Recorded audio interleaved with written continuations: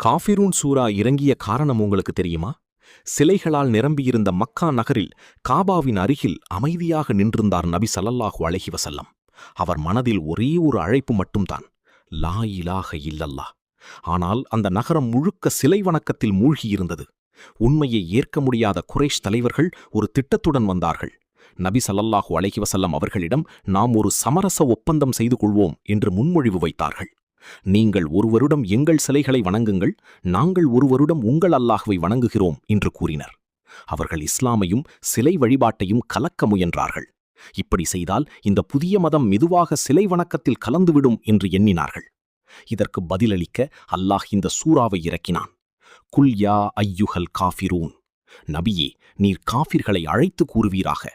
லா அஅபுது மா தஅபுதூன், நீங்கள் வணங்குபவற்றை நான் வணங்க மாட்டேன். அதாவது உங்களுடைய தெய்வங்களையும் சிலைகளையும் நான் வணங்க மாட்டேன். வலா அன்தும் ஆபிதூன மா அஅபுத், இன்னும் நான் வணங்குகிறவனை, அதாவது அல்லாஹ்வை நீங்கள் வணங்குகிறவர்கள் அல்ல. லக்கும் தீனுக்கும் வலிய தீன், உங்களுக்கு உங்களுடைய மார்க்கம், எனக்கு என்னுடைய மார்க்கம்.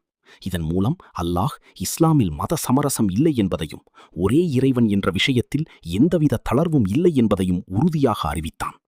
ஆதாரம் ஜாமிஅத் திர்மிதி 3094.